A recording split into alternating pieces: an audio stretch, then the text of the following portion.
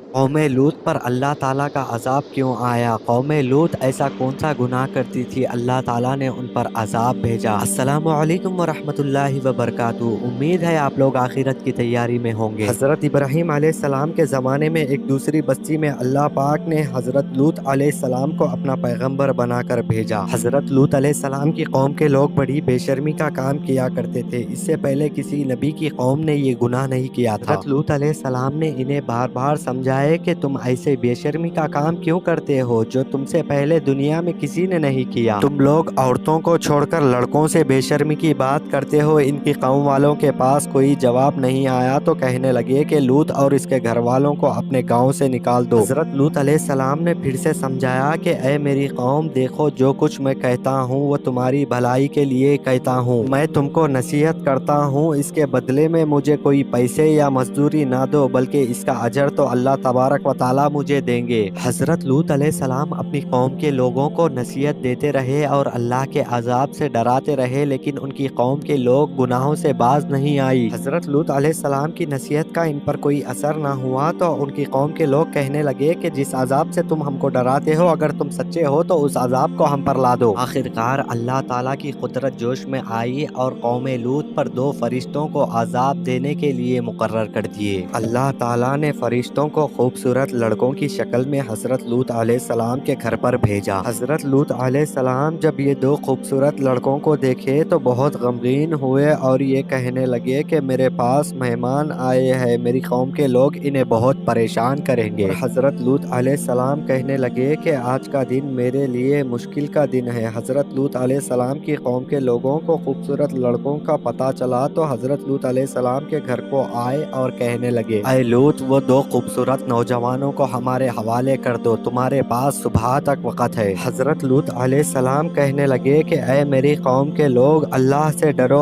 اور میرے مہمانوں کے سامنے میری عزت خراب نہ کرو۔ اور کہنے لگے کہ تم میرے لڑکیوں سے شادی کر لو، کیونکہ تم گناہوں سے بھی بچ جاؤ گے اور اللہ کے خوفناک عذاب سے بھی بچ جاؤ گے۔ کہ قوم کے لوگ کہنے لگے کہ ہم کو تمہاری بیٹیوں کی ضرورت نہیں ہے، جو کچھ ہم چاہتے ہیں وہ تم کو معلوم ہے۔ حضرت لوط علیہ السلام کہنے لگے کہ کاش مجھ میں اتنی طاقت ہوتی کہ میں تم سے مقابلہ کر کر میرے مہمانوں کی عزت بچا لوں۔ فرشتے جو خوبصورت لڑکوں کی شکل میں آئے تھے، انہوں نے حضرت لوط علیہ السلام کو غمگین دیکھ کر کہنے لگے، اے لوط، ہم تمہارے رب کی طرف سے بھیجے ہوئے فرشتے ہیں۔ اور فرشتے کہنے لگے کہ اے لوط، ہم عذاب کے فرشتے ہیں، تمہاری قوم کے لوگوں پر عذاب دینے کے لیے اللہ تعالیٰ نے ہم کو بھیجا ہے۔ اور فرشتے کہنے لگے کہ اے لوط، غمگین مت ہو، تمہاری قوم کے لوگ تم تک ہرگز نہیں پہنچ سکیں گے۔ تم پر جو ایمان لا چکے ہیں، صبح صادق سے پہلے اس بستی کو چھوڑ کر چلے جائیے اور خبردار پیچھے مڑ کر نہیں دیکھنا۔ حضرت لوط علیہ السلام اور ان پر ایمان لانے والے لوگوں کو لے کر حضرت لوط علیہ السلام بستی کو چھوڑ کر جا چکے تھے، لیکن حضرت لوط علیہ السلام کی بیوی کافرہ تھی، وہ پیچھے رہ چکی تھی۔ صبح ہونے سے پہلے قوم لوط پر اللہ کا عذاب شروع ہو گیا، آسمان سے پتھر اور آگ کے شعلوں کی بارش شروع ہو گئی اور 2 فرشتوں نے مل کر قریب 40 میل یعنی کہ 40 کلومیٹر تک جا کر زمین کو جڑ سے اکھاڑ کر پلٹا دیا۔ فرشتوں نے زمین کو جڑ سے اکھاڑ کر اوپر کا حصہ نیچے کر دیے، نیچے کا حصہ اوپر کر دیے۔ وہ لوگ لڑکوں کے ساتھ بے شرمی کا کام کرتے تھے اور جو حضرت لوط علیہ السلام کو جھٹلاتے تھے وہ سب فنا ہو گئے۔ جس جگہ عذاب ہوا تھا اس جگہ آج بھی موجود ہے، اس جگہ کو ڈیڈ سی کے نام سے جانا جاتا ہے۔ ڈیڈ سی سمندر میں نہ ہی کیڑے نہ ہی مچھلی ہوتے ہیں، اگر انسان اس کا پانی چکھ لیا تو وہ بے ہوش ہو جائے گا۔ اللہ ہم سب کو ایسے بدترین گناہ سے محفوظ رکھے، آمین ثم آمین، جس کی وجہ سے عذاب آیا ہے اور زمین کو پلٹا دیا ہے۔ اگر آپ کو یہ ویڈیو اچھی لگی تو چینل کو ضرور سے ضرور سبسکرائب کریے۔ ملتے ہیں ایسے ہی ویڈیو کے ساتھ، تب تک کے لیے اللہ حافظ۔